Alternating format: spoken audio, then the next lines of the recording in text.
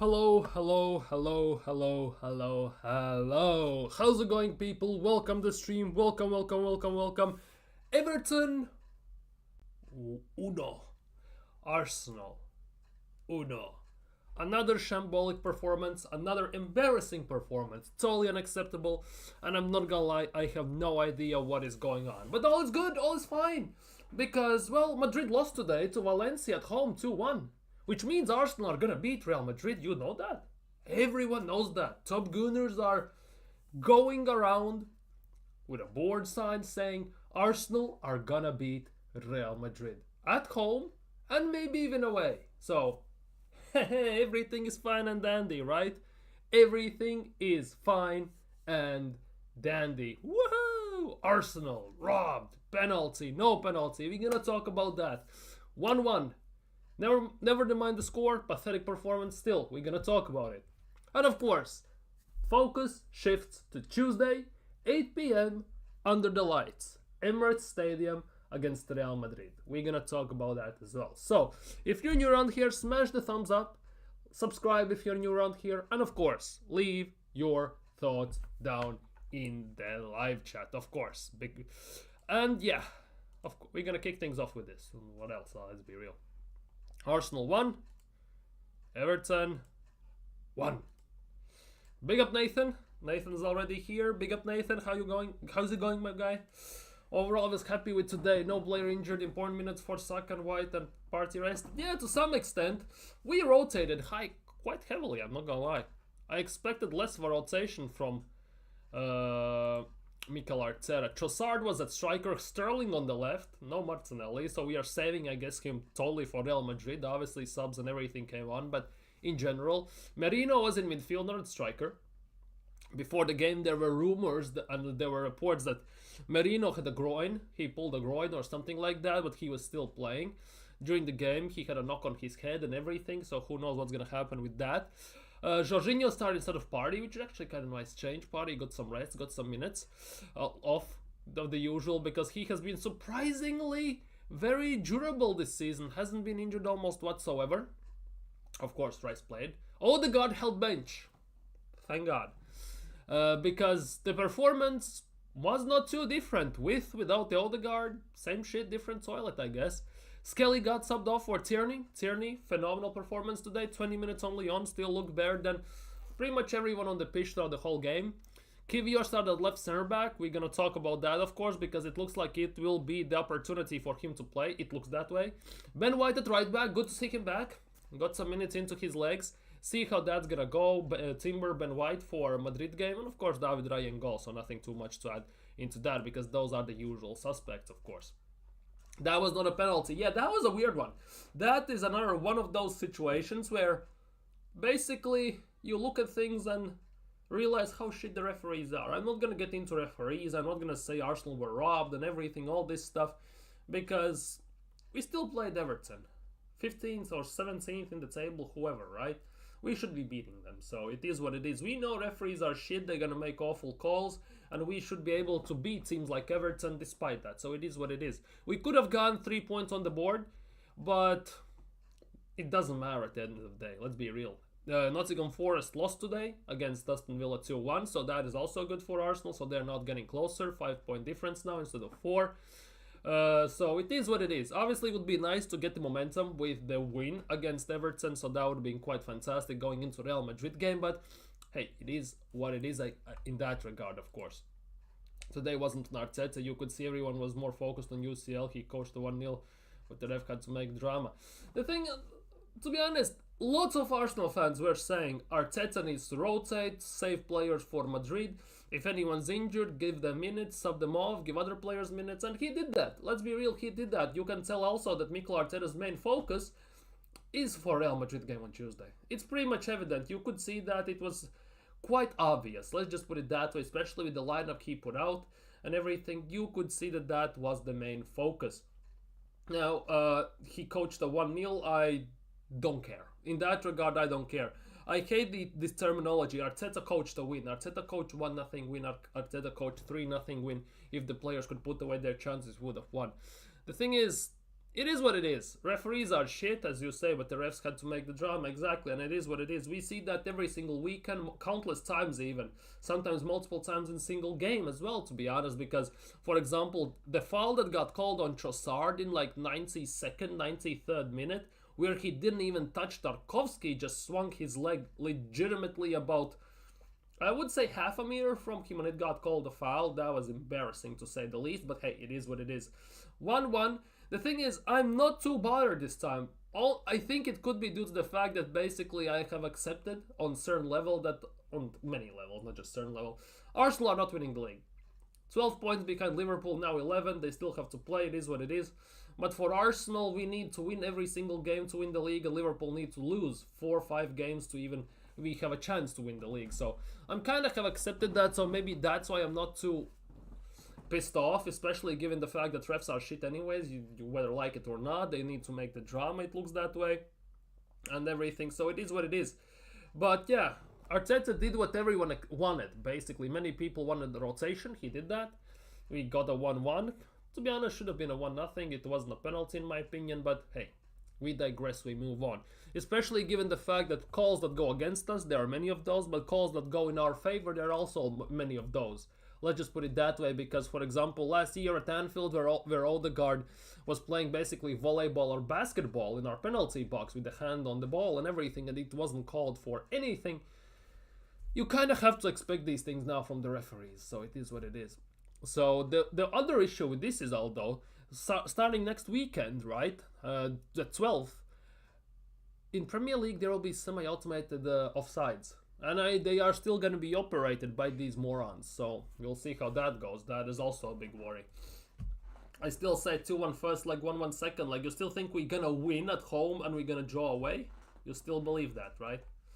You still believe Arsenal are going to beat Real Madrid over 2 legs? Respect that you have this belief. And that is, for me, one of the biggest issues with this fan base. They see Real Madrid play against Leganes scored 2. Play against Real Sociedad, they score 4. Play against, now today they played against Valencia at home at Bernabeu. They lost 2-1 in the late winner from I forgot who scored even the winning goal, but the first one was from a corner, if I'm not mistaken. So every Arsenal fan is also getting giddy about this, that they scored from a corner. So Arsenal are loading up the corners and everything, but over 2 legs, I don't see it. Over 1 leg, I could see Arsenal maybe progressing through. Over 1 leg. Over 2 legs, I don't give them a sniffing chance. Let's just put it that way. So it is what it is. And that also includes that we need to score quite a few goals, because I just do not believe that Arsenal are gonna... They might not concede as much. I just don't have the trust that we're gonna score as much. Whether how I look at things. One of those instances will screw us over. That is the biggest thing. And Real Madrid are not gonna play like they play in La Liga. They're gonna most likely play like they did, for example, against Liverpool in the Champions League and Man City and everything. Gonna try and park the bus and everything, right? They are gonna sit back and just try and hit on counters, and giving that Vini, Rodrigo and Mbappe front line. They will do that with ease, let's be real. So we'll see how that goes, but hey, it is what it is. Yeah, big up Marlon, and it is a disgrace, I'm not gonna lie. That performance, despite the rotation, right, it is what it is. And on top of that, we look the same without Odegaard as well, so that pretty much shows that Odegaard doesn't play that big of a role as top Gunners want us to believe it, let's be real. We looked as bad as we did with Odegaard. I'm not saying pray for Madrid. Obviously, I'm not even suggesting that, because anyone who says pray for Madrid genuinely needs to be checked, I'm not gonna lie. It will be very, very tough, 100%. It's most worried about Jude, but both games will be tight.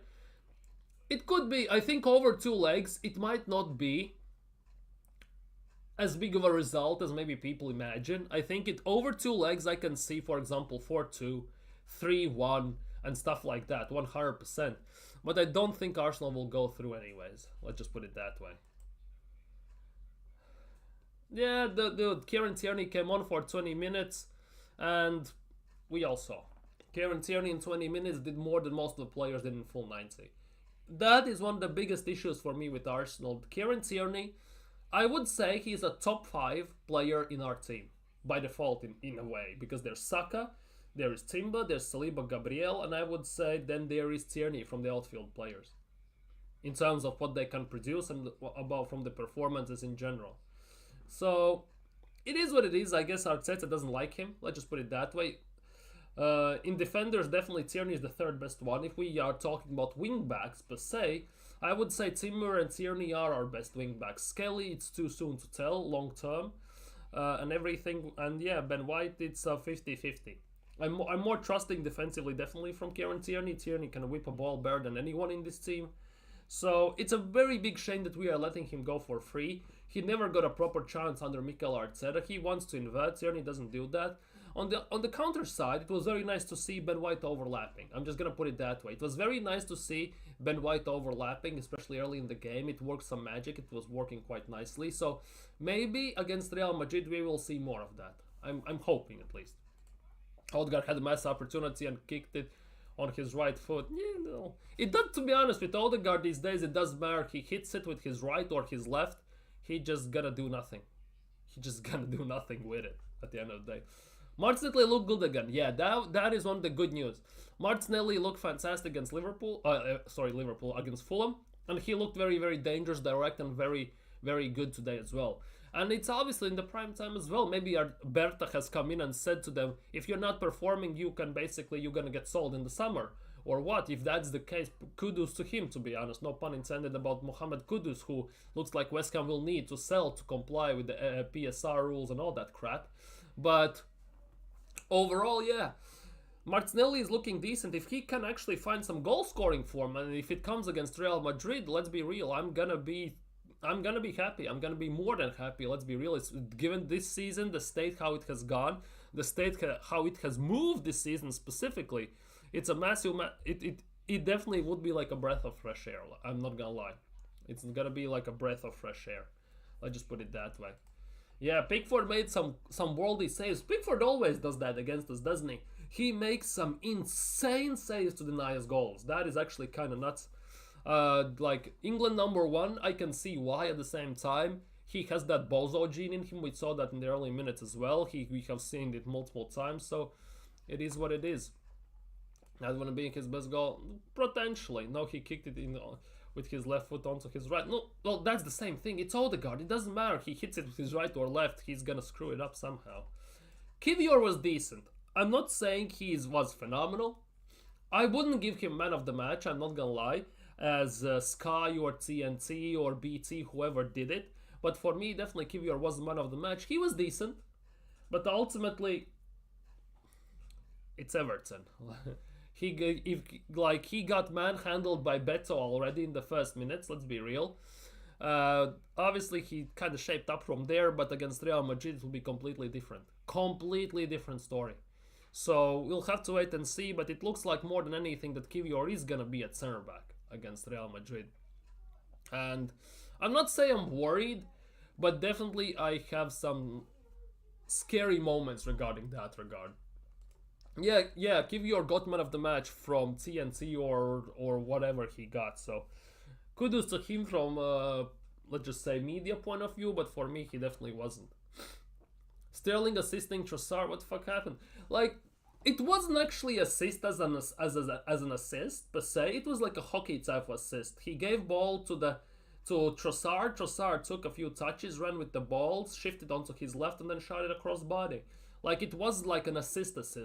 As I have grown up seeing assists like from a proper pass between the lines and goes in one-on-one and stuff like that. He just passed the ball to Trossard. Trossard made a few touches, I think a step over or something, shifted the body and then just shot it across body.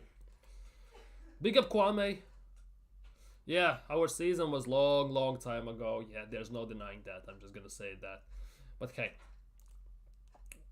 doesn't mean we cannot call out the performance, because that again was absolute garbage, to say the least. Garbage, to say the least. But yeah, Arsenal, it is what it is. The lineup was something many fans wanted, as I said. There was rotation, as you can see. Tierney came on as a sub, Saka, Odegaard, Martinelli, Timber, all of them came on as a sub. Timber got some minutes after that knock, so that's nice to see. Saka got some more minutes. Although he also didn't look amazing again. It will take some time for him to get back to full extent, hopefully, if he can get to that. But I think there's no shadow of a doubt that most likely he's going to start against Madrid. So that time will tell, but it looks that way at least.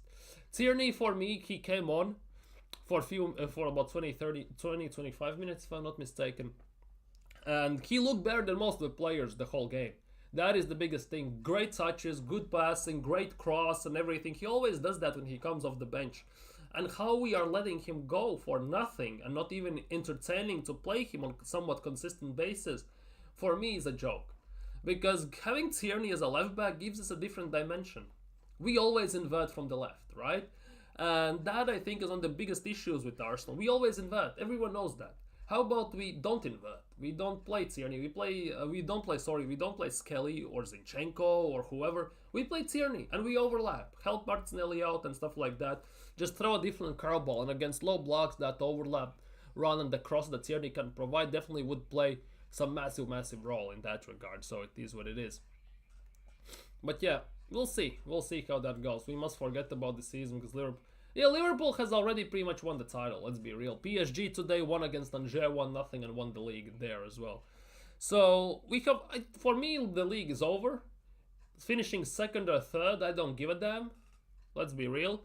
The main focus is for Real Madrid. You could see by the starting 11, Arteta put out his focus also is on Real Madrid. So let's see what this rotation will have done. Let's see how we play on Tuesday as well. I always see the Liverpool fans laughing and mocking us everywhere in the comments. Yeah, that is the case. That is the case. And to some extent, I can understand it. Let's be real. Because the league this season has been quite awful. Let's just put it that way. I'm not gonna lie. It's been quite bad. Given that the most of the teams are having a massive fall-off. Hence why we see teams like Nottingham Forest, Aston Villa, Newcastle up there, basically fighting for top 4. But obviously, we like how we got it served by Arsenal, by Arteta, by Edu, by Josh, by Top Gunners more specifically as well, that this team is built to win the title when Pep leaves or City has a massive drop-off. City has had a massive drop-off. Most of the top 6 teams has had a massive drop-off, and that includes Spurs, that includes United, and obviously City as well to this season to some extent. And we are still second. Liverpool has taken over that. And you know when we say this was our season to win the league, like it was during the Leicester season and season before that and everything, to some extent this should have been the season where we win the league. It should have been last year as well, the season where we win the league, but obviously we didn't. At the end of the day, we didn't. And now this season we did the same thing. We didn't invest properly last summer, we didn't impress properly in January, and hence we are paying the ultimate price for it. We are not winning anything once again. Damn bastards, almost injured Saka again. Well, Everton plays like that. That is the thing. You cannot knock them for playing the way they play. Let's just put it that way. Everywhere laughing and mocking us, saying if they lost all of their matches, we couldn't even close. No, cannot knock them for that. We are to blame, especially Arteta, whether to be here. Yeah, that is the biggest thing. We can only blame ourselves, and also it also comes down to Arteta and to some extent Edu as well, because there is no excuse that we are not being backed. You can use injuries as an excuse, but that is not an excuse, because even without injuries, in the beginning of the season, we were not first. We were second by 4 or 7 points. And this season, obviously, it was inevitable that we're going to get injuries. And when we got these injuries, we have no replacements. Even when everyone is fit, Arteta still trusts the same 3, maybe 4 guys to sub them on. Usually it's player-per-player substitutions, right?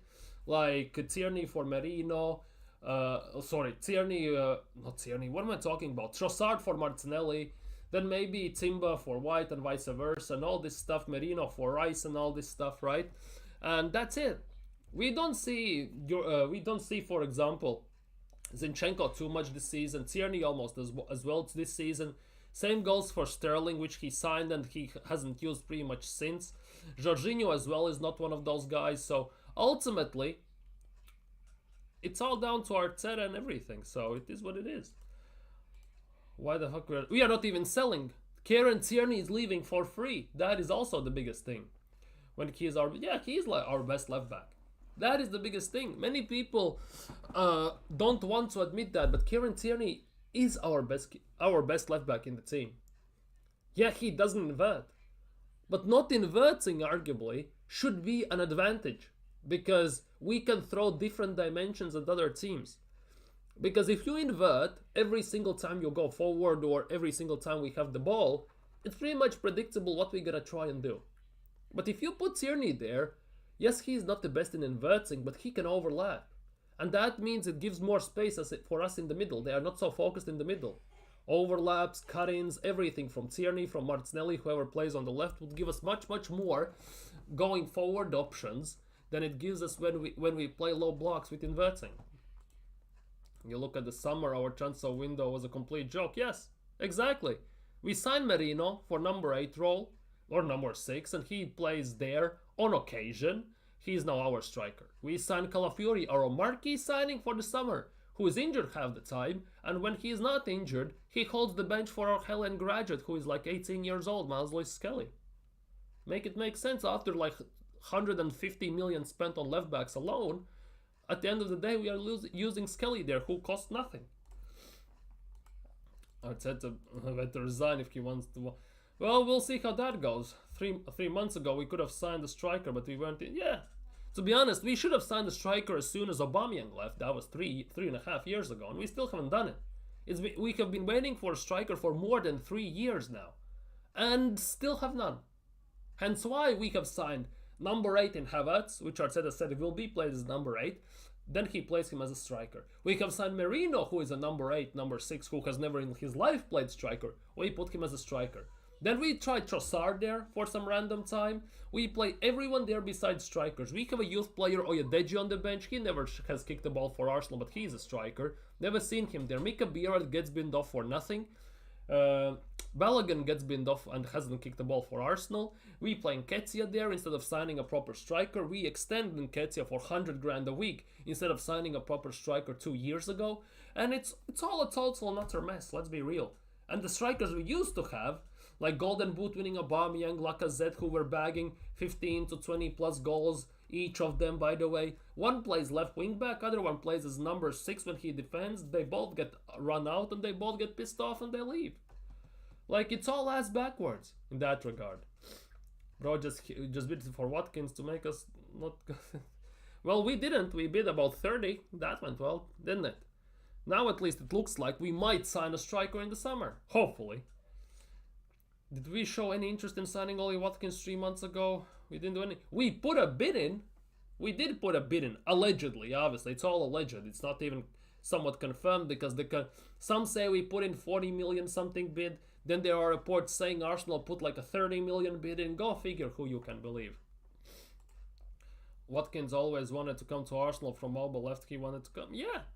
And the reason, and obviously we waited for such a long time because at the same time they had Duran and he was negotiating with Al Nassr, right? Till at the end of the time when Duran left, they are never gonna sell Watkins because they had to choose. And if Arsenal actually were serious and if they really wanted him, let's just say it as it is, they would have put in a proper bid, let's be real, we'd have gotten Watkins and the Duran would have stayed at Aston Villa, have been their main striker. But Watkins as well wouldn't work at Arsenal, in my opinion, to that extent as people would like, because the way Emery coaches strikers and how he plays football is genuinely straight opposite of how Arteta does it and how he wants his system to be played. To be our main man up top, but Josh doesn't sign strikers, so exactly, he stays at will, not challenge. Yeah. Same goes for Eze, to be honest. He has said, I want to play for Arsenal. He's an ex-Arsenal. He is ex-Arsenal as well. And we also haven't signed him. We are linked with him now. But I'm not too sure if Berta gonna sign him or not. Because at the same time, we are linked with Mateusz Cunha, which Berta has very good relations because he bought him for, I think it was RB Leipzig to Atletico Madrid, and then sold him to Wolves. Let's be real, there are multiple options we are linked with. So, will we gonna sign one also? That's also a big mystery. Which players would you like to see Arsenal next season? Sorry. One of them definitely is Gyökeres. Not just because we are linked with him, but I would love to see Gyökeres at Arsenal. That's for striker role, because I don't think we're going to sign 2 strikers given that we still have Jesus here, and we still have obviously Havertz here. And the biggest question is, even if we sign Gyökeres, and it looks like it might happen, right? Might. Not will, but might. Bear with me here. What's gonna happen to Havertz? Will we have a bench player on 280 grand a week? Who is coming off the bench and plays only in cup games, like Carabao Cup and FA Cup? God knows. I have no idea, to be honest. That is the big thing. Because Gyökeres, he has proven himself, and I don't think he should be a bench player or come off the bench at all. He should be the starter. I definitely would sign a winger. We had an opportunity to do that in January when there was Kvaratskhelia available for 65 million. We didn't do it, so that went well. Arteta always preaches on the fact that he is looking for the best opportunities. He's always looking to get the best deals in the market, and Kvaratskhelia obviously was the best deal in the market. It was one of the most open January windows I have seen in a very long time as well. And we didn't. He went to PSG, so hence here we are. We don't have a left wing, so we are now left with potential signing of Iñaki Williams, who demands 250,000 a week, by the way, or Semenyo or someone like that. We also need technically another winger. You could say we need a number 8. Let's be real. Or we technically even need the number 6, not number 8. It looks like Zubimendi is going to Madrid, so that is fantastic. So we'll see. Nah. Nico Williams. When I speak about Williams, I always have in my mind Iñaki, because I rate Iñaki Williams 10 times more than I rate Nico Williams, I'm not gonna lie. And I would have loved, for example, about 5-6 years ago, that we signed Iñaki Williams. Obviously we didn't, so here it is what it is. But back to the point, for number 6, number 8, I have no idea, because the number 6 role these days, it's not a big market. Everyone will go for insane amount, and Zubimendi, I can see why Arsenal want him, why Arteta specifically wants him, but I don't think he's the answer. Unless he wants to try and do something like Wenger did, play the game with 3 8s. For example, Wenger used to do that. Remember the days when Wenger played with 3 8s with Cazorla, who is more creative, Ramsey, who is more defensive but still box to box, and Wilshere, who is more creative box to box. So we'll see how that goes, but the number 6 role is very, very shallow these days. It's very hard to buy one. Let's just put it that way. But I would love for Arsenal to sign a proper number 6. Why we are not trying to raid some smaller team for one of their best players, I have no idea, right? So it is what it is. Defensively, still believe we need a left back potentially, because every single left back besides Skelly looks like it's gonna leave. We need a backup for Saliba. We need a backup goalkeeper. So we need about 7-8 signings. And given that there will be about 8 outgoings as well, that means that we need on top of that about 3-4 more signings. We have already 22-man squad, smallest squad in the league, which means that we again need more signings to make it bigger. Eze is way better than Odegaard, and he can assist and score. Why we are not signing him in January instead of wasting Alfred? That is the biggest thing. Eze has release clauses 60 million. Why not? 65-70 million for Gyökeres, 60 million for Eze, that's 130 only.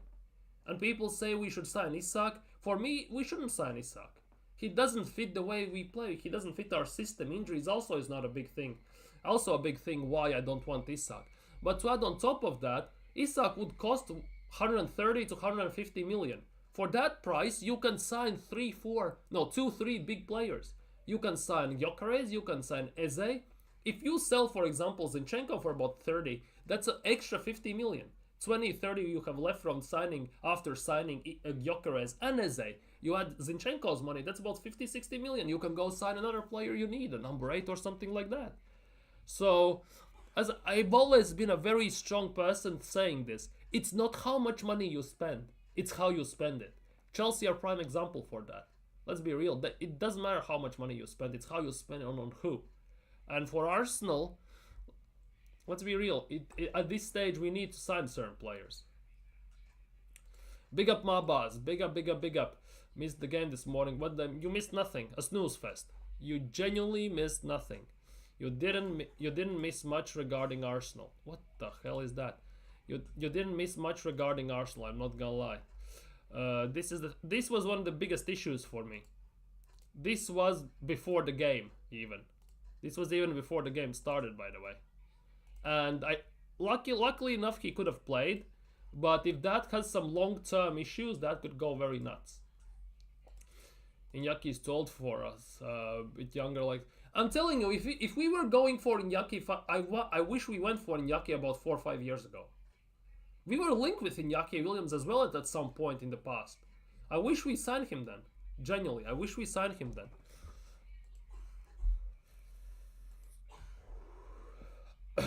Kwame wants Williams, Osimhen, and Zubimendi. Well, Osimhen is not happening. So it will be replaced with Gyökeres. So it looks like it might be Williams, Zubimendi, and Gyökeres. But Zubimendi is also in talks with Real Madrid, so it might not happen as well. So we genuinely, it's up in the air. Got owned by Ndaye, who you don't know, bro, has goals in Premier League.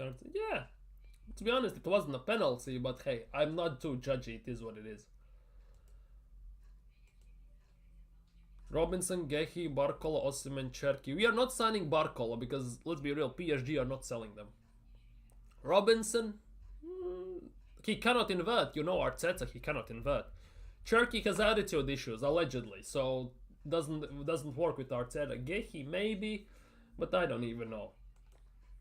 Osimhen, Semenyo. See, nobody is putting Gyökeres in the chat. What the hell is going on? Nobody wants Gyökeres, everyone wants Osimhen. What the hell is happening here? Who the hell is that? Semenyo, Hato, Wharton, Luiz, Ayn, and Garcia. You know, Wharton is 100 million. Apparently, Crystal Palace want 100 million for Wharton, allegedly. So that is already insane. Murillo would cost too much money.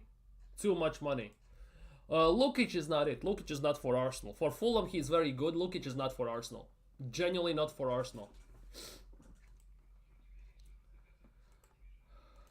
No, that was before the game. He still played. That was before the game. But he still played. Who scored? Trossard scored. Neves and Beck better than Zubin. Baleba could be interesting, but Baleba as well 100 million, if I'm not mistaken. He also is everyone wants 100 million for their players. What the fuck is that? That is a really good player. Like, he's decent. The biggest thing is, you see how we look at these players and say that he's a very good player, we should sign him and everything. But there's a very big difference between being the best player in Fulham, in Crystal Palace, in West Ham and stuff like that, and being good enough to play for Arsenal. That is another big team for City, for Liverpool, for Bayern Munich, for Real Madrid, for Inter Milan. That's a completely different thing. Because there are countless players who have been phenomenal for their club, but when they go to a bigger team, they're just not ready. They're not good enough.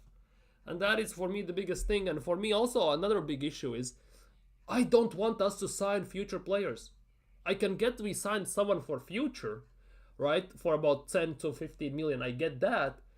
But to sign, for example, players like there are some young players like Naipan that could play, but he needs to integrate. Signing players like Wharton, who could play, but I don't know if he will play for Arsenal, given the situation. That, for me, is a big issue. Big issue.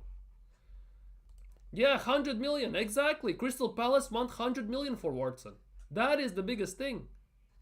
That is the biggest thing. Yeah, I know. This is nice.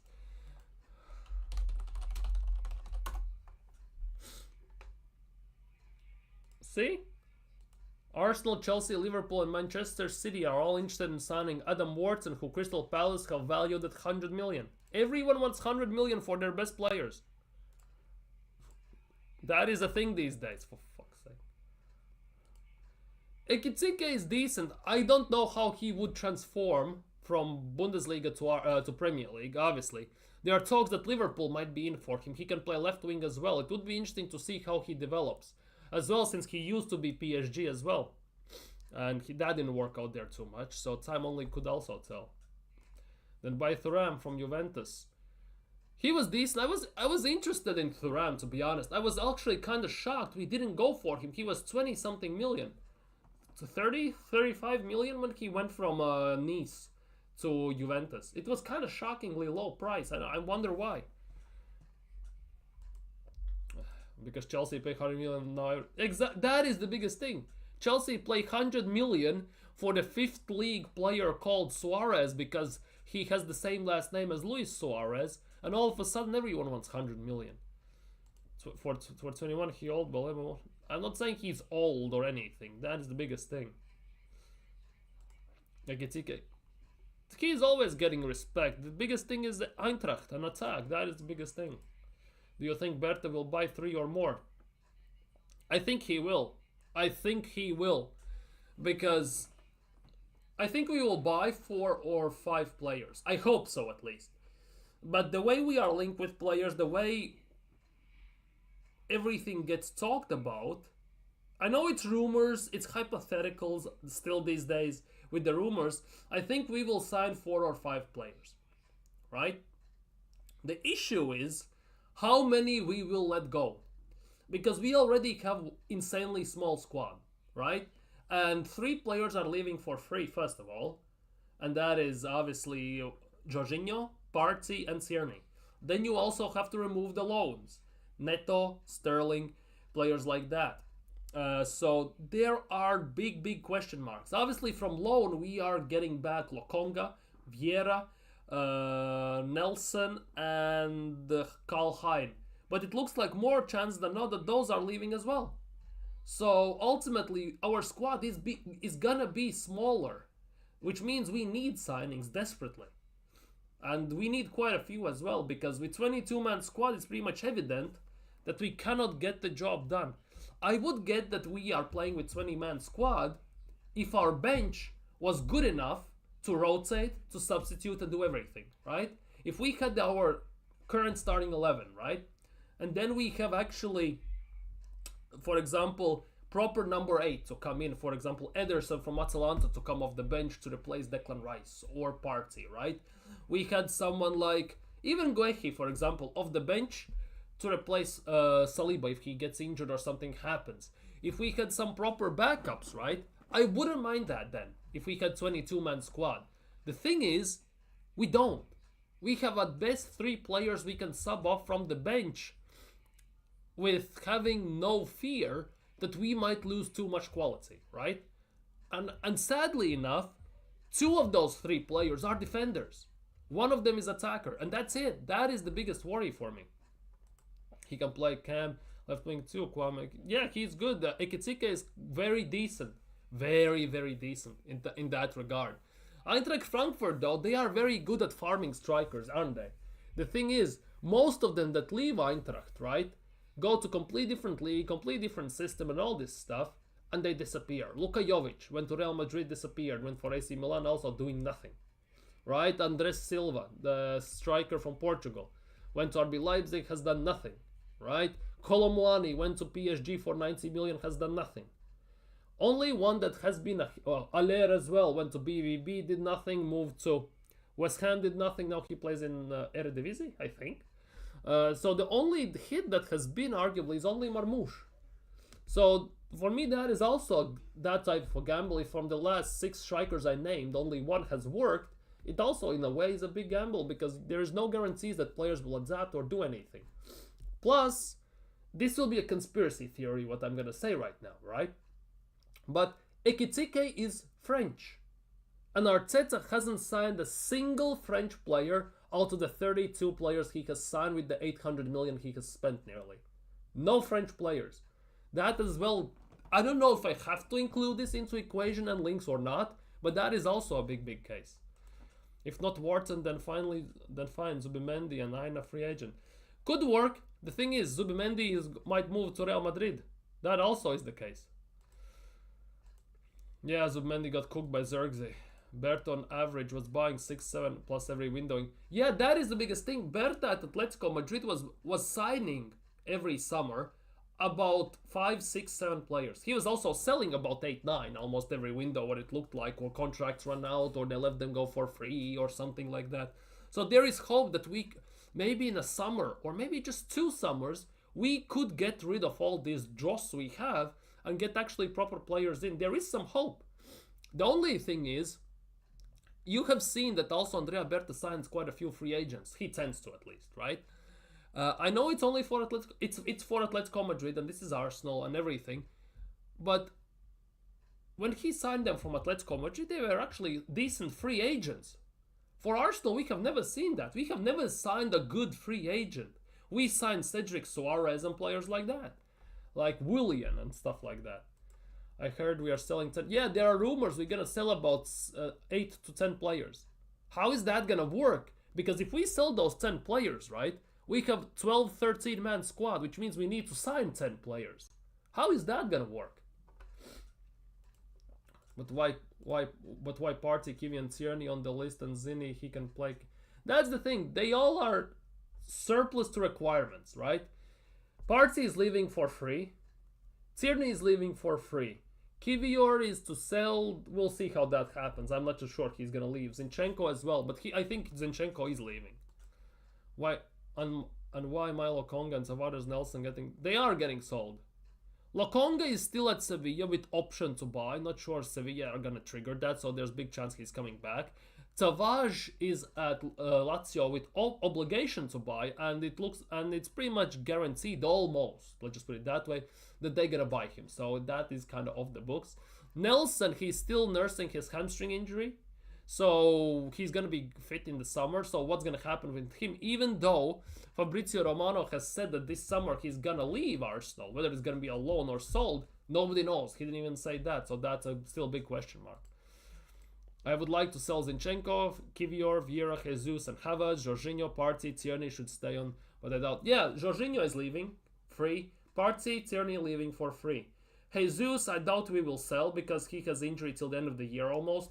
What it looks like. Kivior, nobody knows. Zinchenko, it looks like he's gonna get sold, but nobody knows. Let's be real. They can say that we might sell them, but it doesn't mean anything. Havertz, I would love for Havertz to be sold, but I don't think that's gonna happen as well.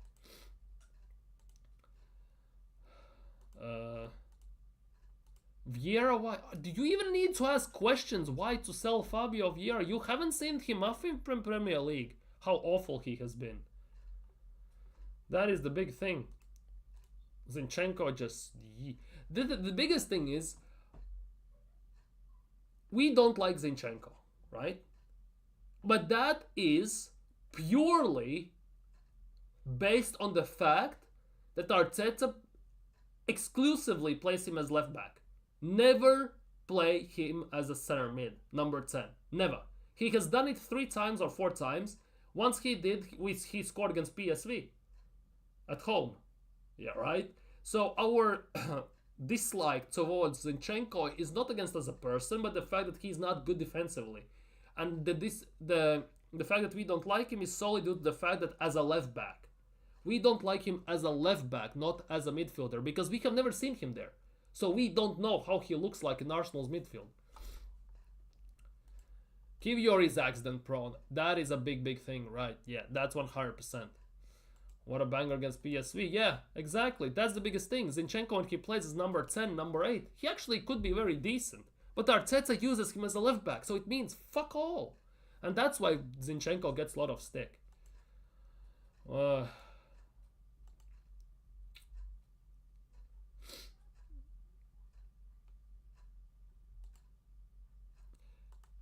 Kwame, don't start this up again, because we already have had 2 streams where you 2 exclusively fight over Kivior being better than Saliba, right?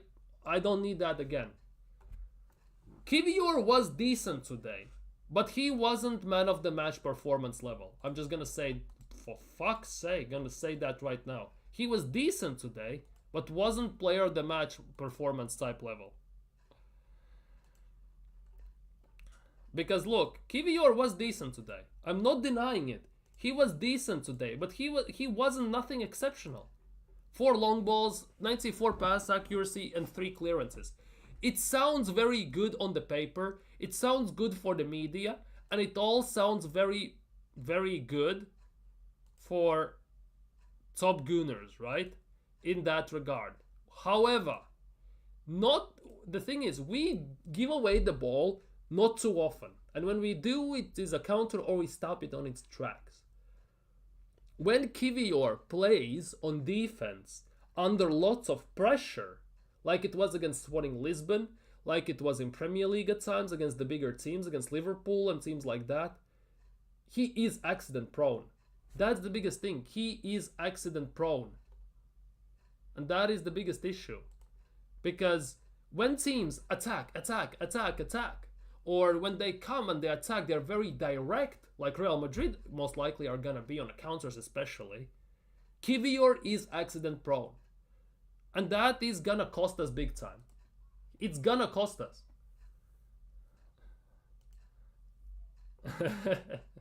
No, you don't have to forget it. It's just the fact that you don't rate Kivior. Marlon rates Kivior. That is the biggest thing. I get it that Kivior might get more stick than he should maybe getting because he doesn't play too many games, and when his name is called upon, he makes mistakes, and quite awful mistakes. Let's just put it that way, being out of position and stuff like that, and that's hence why we concede and stuff like that, right? But the fact is he doesn't play enough, so also the game practice doesn't do him any favors. He's out of form anyways, right? But ultimately, he is not good enough. He is accident prone, no matter how you look at it. Come on, Kiwi, he never played well. He's young. How old is Kivior? People saying he's young. Kivior is 25. In which universe 25-year-old is young? Kivior is not young. He's 20 bloody 5. Dude, 25. Fofana hamstring surgery, season done. Which Fofana? Chelsea Fofana? Seikou Fofana from Saudi? Which Fofana? There are too many Fofanas in football. Or AC Milan Fofana. AC Milan are still losing to Fiorentina 2-0? Are they still losing to them? Fuck off. Are they? No, 2-1. AC Milan scored at before halftime, 23rd minute, Sam Abraham. Which Fofana are we talking about here?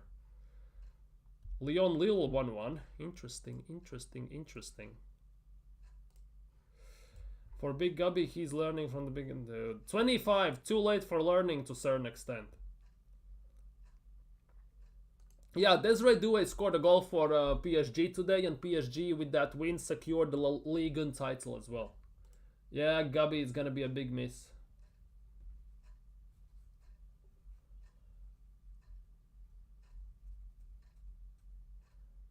That's the biggest thing. You say he's mentoring him. Stop capping. Gabriel is 27. Kivior is 25. Not big of a gap. 25, it's not young anymore. If Kivior was 20, I would get it. But 25, give over. Genuinely, give over. The biggest issue is, and we're gonna talk about Real Madrid today a bit as well, as I said. Real Madrid today. Oh, halftime Barcelona Betis 1-1, by the way. Gavi scored and Nathan scored. Real Madrid lost to Valencia, right? Real Madrid lost to Valencia 2-1 at home. 95th minute winner from Hugo Duro. As you can see, Real Madrid had much more possession. They had much more shots and much more shots on target, right? Didn't mean nothing. Still lost. The thing is, they conceded from a corner and everything, and I'm reading these things. These things. Arsenal will decimate Real Madrid. I feel bad for Kylian Mbappe. He does not deserve this. They conceded from a corner. Real Madrid, Arsenal are gonna score countless corners. They're loading up Kivior, Saliba, and Merino to score from these corners and all this stuff. I'm reading it, by the way, after the Real Madrid loss. I read it all. It is actually kind of nuts, to say the least. That is the biggest thing. That is actually kind of nuts, to say for me personally. So it's, yeah.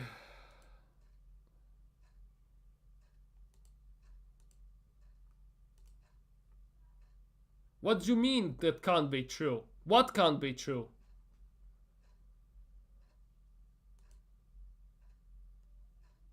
Our defense is exactly the biggest thing is Mbappe against whoever, he's dangerous. It doesn't matter what the defense is. The question is how much we're gonna let him do.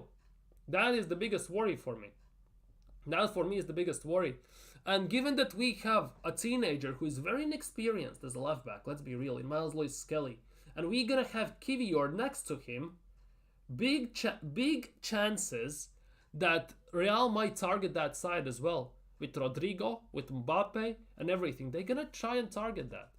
Real lost to Valencia. Who got sent? Exactly. See? La Liga is much more better league, by the way. Much better. I think we will beat Real Madrid 2-1 on Tuesday, but it will be goalless in a fortnight. Arsenal to win 2-1 on aggregate. See, Kwame is also positive. He thinks we gonna beat Real Madrid and we're gonna keep a clean sheet and play a 0-0 draw at Bernabeu. I wish I could share the same sentiment as Nathan and Kwame, I'm not gonna lie. Because I don't see it. Exactly. We hope and pray for that. Genuinely hope and pray. But there are Real Madrid fans already talking that Arsenal are gonna decimate Real Madrid. Real Madrid is awful and everything. Already seeing that. Wait. I hope I don't see anything peculiar in this regard.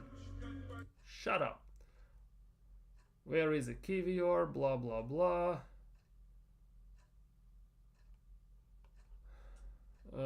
Saeed is saying Arsenal are gonna beat Real Madrid on Tuesday. This is very interesting. Lots of people have chests. Real Madrid conceding a corner and we play against Arsenal next. See? Real Madrid, some fans I guess are scared. Real Madrid. Arsenal versus Real Madrid finishing second.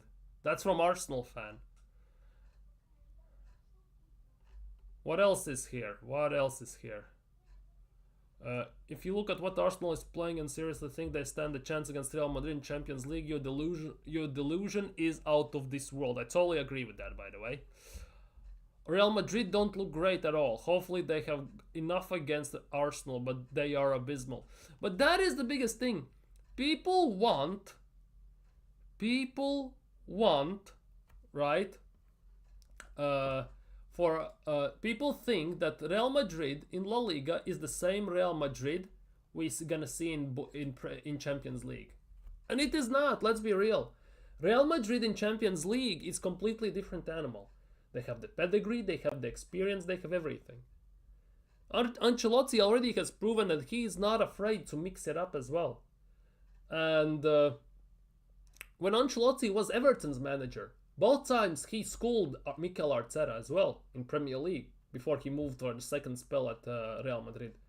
So I'm not too sure this chest that many Arsenal fans have that we're gonna decimate them, we're gonna beat them and everything. This is one of the biggest issues with Arsenal fan base. Many times they don't give enough credit or don't give any credit at all to the opposing side. They don't give credit to Real Madrid, for Man City, for Liverpool, Inter Milan and all these teams. They don't. Genuinely don't. They laugh at them when something goes wrong, ignoring the shithole we are in. They think we're gonna do this easily without trouble, and when we play against them we shit their pants. We shit our own pants because when we are under pressure, we always fold. And that is one of the biggest issues. Big up Kwame, big up. And Odegaard, don't ever let me see on... We're gonna see Odegaard against Real Madrid. It's gonna be Odegaard derby pretty much. We're gonna see Odegaard start against Real Madrid. Because I generally can see Arsenal against Real Madrid starting their best players and then Kivior at center back at it. That's how it's gonna be. Merino up top, Saka on the right, Martinelli on the left, midfield of Odegaard, Rice and Partey, left back is going to be Skelly, center back Kivior Saliba, right back is going to be, I think, Timba, because he's defensively more sound against Vinicius would be as well, and more physical as well than White, and we're going to have Ryan goal. That's how it's going to be at the end of the day. Odegaard's the worst player in this. To some extent, The biggest thing is we say we have bad players like Sterling and everything. But given how what we have seen from Odegaard, for example, 2 seasons ago, from what we are seeing now, there's a very strong argument to say that Odegaard is top 3 worst performer for Arsenal this season, without shadow of a doubt. How the fuck you don't want to sell him? Like, what's he done to help us this season? Bro, it's 10 finishing on FIFA. How? I think he has about, what, 70, 80 finishing on his gold card in FIFA. Yeah, 80, yeah. Bro is... Yeah, Sterling did more today than many players, but Kieran Tierney is still... But yeah, Real Madrid losing to Valencia, I see Arsenal fans getting giddy, getting very excited and everything, but come on. They lost to Leganes 2-1, they lose to these teams. When they go into Champions League, bang, that's it, they win. That is the biggest thing. They don't give them enough respect, ever. And that is one of the biggest downfalls. Very, very, very, very, very good reflection of how things have gone. And that for me is a big, big, massive worry in that regard. Very big, massive worry. Well, we have time. Is there Mikel Arteta press conference? There is. Post-Everton press conference. Anyone want to see this? Let's look at what Mikel Arteta had to say. We have about 10-15 minutes on the stream, so let's look at this.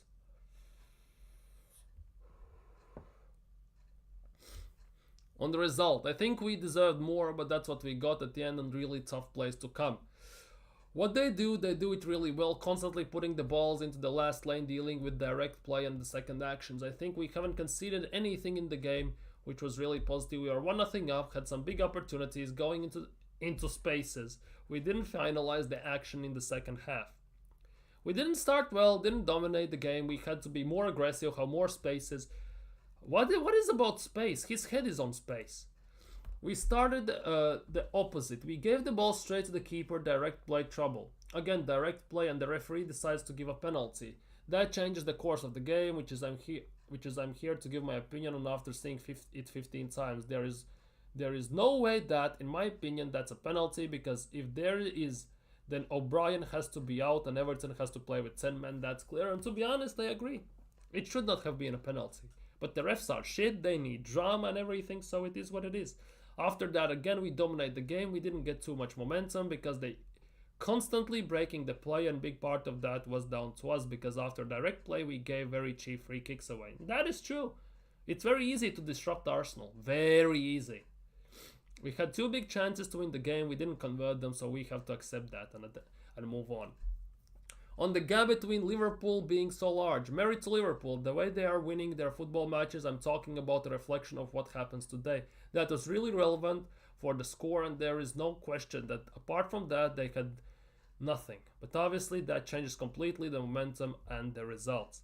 By the way, imagine if Liverpool didn't lose to Nottingham Forest in the beginning of the season.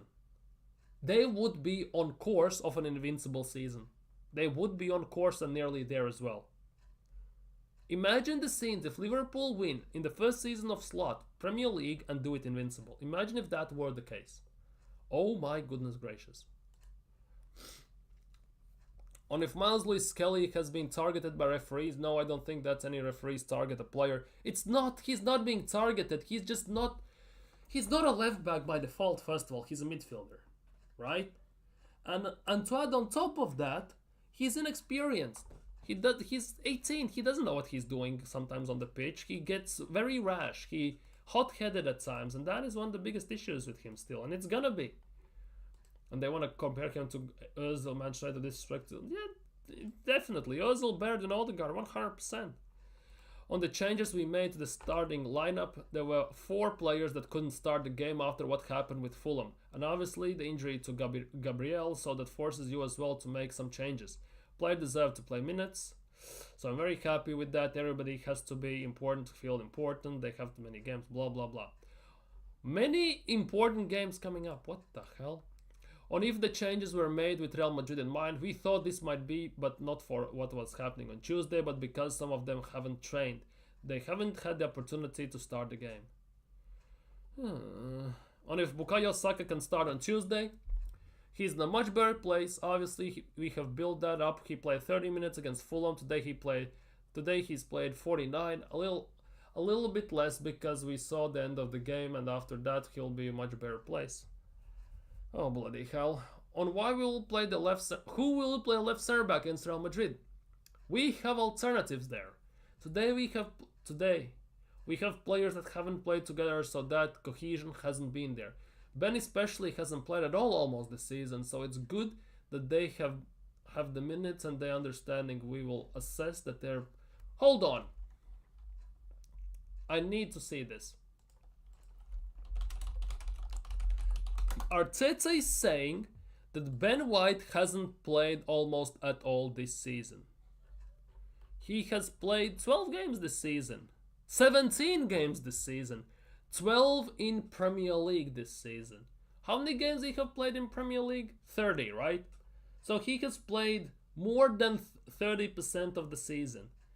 So arguably, I would say that's a lie. He has played quite a lot. You have played 30% of the season.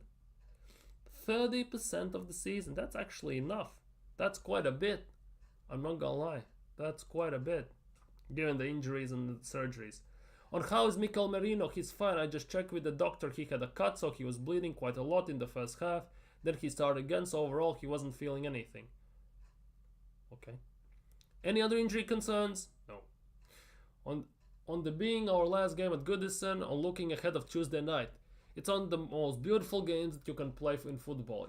It's the highest European competition against the team that has dominated the competition in the last 20-25 years. So yeah, really looking forward to it. On if we will rest ahead of the game. We have to train and prepare a few things. But tomorrow we'll have some time to rest and start preparing really well for the game because we are looking forward to that game. So, blah, blah, blah. Yeah. We're gonna do this, we are not gonna do this, blah, blah, blah, blah, blah, blah, basically. That's what it is. That's what he said. So, I guess it is what it is. We move on from there. He can't run, though. Heard Kiwi starting over Benny Blanco at Saracen. I think Arteta will play Kiwi as a center back. As a left center back. Now, the only thing I can see also happening is Saliba going to left center back as he does for France, then put White or Timber as a right center back, and then put the other right back we have as a right back. That I also can see potentially happening. And John Cena, you are not the GOAT anymore after what you said to that kid.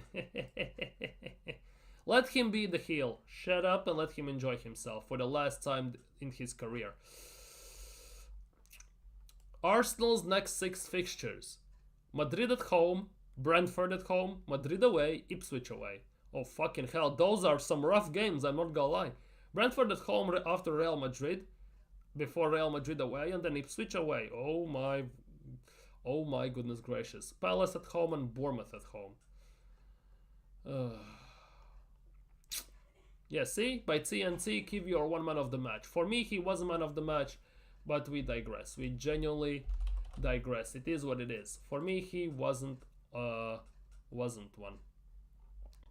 So what else is here? Arsenal's five last ever goals at Goodison Park. Alexis, Pepe, Odegaard, Trossard. We have scored 5 goals in 8 years at Goodison Park. Holy crap. 5 goals in 8 years at Goodison Park. Holy moly, that's some utter disgrace to say the least. Anything else? Anything else? Anything else? Anything else? Anything else? Anything else? Trossard on the jaw, we have put these games to the bed, especially when it's tough place to come. Blah, blah, blah. Skelly, if he thinks referees have any for him, I don't think so. They don't, he's just inexperienced. It's actually kind of nuts. Martin Keown. There's still enough there for Arsenal to cause a major upset for Real Madrid. Oh, bloody hell. Oh, Andrea Berta was in the attendance, by the way, today. Yeah, forgot to mention that. Andrea Berta was in the attendance today for the game against the Everton as well. Wonder if he was shaking his head as he was against Fulham. That is also I'm kind of curious about.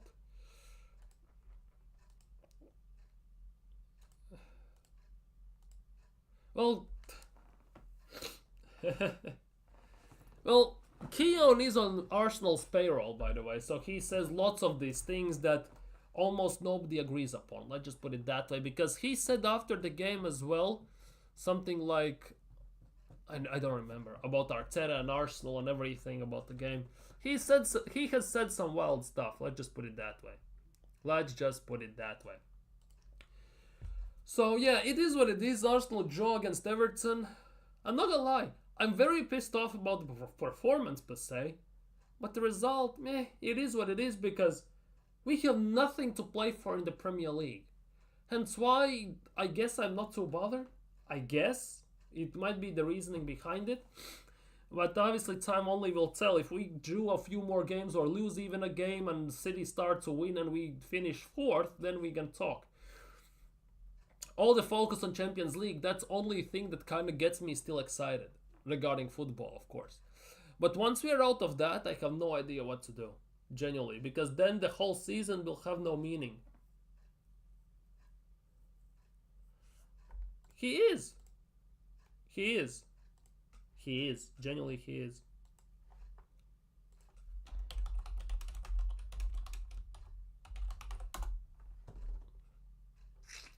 He is. Where is it? Martin Keown. Where is it? There was something he said. He says lots of these things. Martin Keown claims Arsenal have secretly sealed a new striker. And everything. See? Arsenal legend Martin Keown reckons the Premier League giants have already finalized one summer signing, and he said that a week ago. Genuinely. Like, it's actually kind of insane. It's actually kind of insane. Yeah, that is the biggest thing. Martinelli is actually showing up. He was quite great. He was very great, to be honest. Only thing missing from him was scoring a goal. But very good against Fulham. He looked very decent today as well, which is quite fantastic to see. It's kind of interesting that some of the players have started to play actually better as soon as Andrea Berta has come in. Might be due to the fact that Andrea Berta has told them that if you don't play, you're generally getting sold the first chance I get. Or what, I don't know. But ultimately, seeing that Martinelli has come to life, it's quite nice to see. Let's just put it that way, because we have seen how Martinelli can do, how good he can be 2 seasons ago, 22-23 season. If he gets to somewhat that level, especially if he can score some goals, and it happens against Real Madrid, I will be ecstatic, to say the least. Now the question is, how are we going to look against Real Madrid? The game is in 4 days. Sunday, Monday, Tuesday. Well, technically even 3 days. 3 days. That is the biggest thing. The game is in few days. So we'll see what's going to happen there, how it's going to go. Obviously tomorrow there will be a stream. We actually tomorrow going to do Real Madrid and Arsenal combined starting 11 and stuff like that and everything. So it will be very interesting. Of course, we're going to talk about transfers. So stay tuned for that. Subscribe if you're new and don't want to miss it. Like this stream and prepare yourself for tomorrow's madness, because I think the starting 11 discussions are actually gonna be quite nuts. Let's just put it that way, of course. And transfers, we'll see how that goes. But Arsenal have drawn against Everton 1-1. Nothing much to add, to be honest. I would like to see Nelly up top against Madrid. I don't think we will. Arteta has pretty much exclusively decided not to play him there. Even though Emery did, he did it for Brazil. He has played like 10 games, I think, for Arteta as a striker. I think about 10 games. He has done pretty decently there, I'm not gonna lie, but Arteta doesn't like him there. Ironically enough, he doesn't like him there, so I guess it is what it is. Well, tomorrow we're gonna see. We're gonna talk about it. Definitely don't miss tomorrow's stream. Real Madrid Arsenal combined starting 11. That is gonna be a nuts one stream, 100%. But yeah, for today, I think it's gonna be it. I'm gonna go and relax. For a change, Arsenal's draw hasn't ruined my mood. It should, but it hasn't, ironically enough, because there was nothing on the line. to some extent. Because if we were fighting for the league and we drew, I would be still ranting here. But since there's nothing on the line in Premier League, and I don't give a crap if we finish second and third, like, or fourth even, as long as we get the Champions League, it is what it is. Like, we are not going to win any of the big trophies. I don't think we're going to get past Madrid, but once the game comes, I'm definitely going to be hyped up. So we'll see how that goes. But yeah, tomorrow, as I said, we're going to do combined 11s and all this stuff, see where it takes us. We're going to talk about some transfers and that. So subscribe, hit the bell, like this stream, prepare for the next one, and see you all tomorrow. See you all tomorrow for what I just mentioned. Take care, have a nice evening, enjoy football, relax, chill, and see you very, very soon.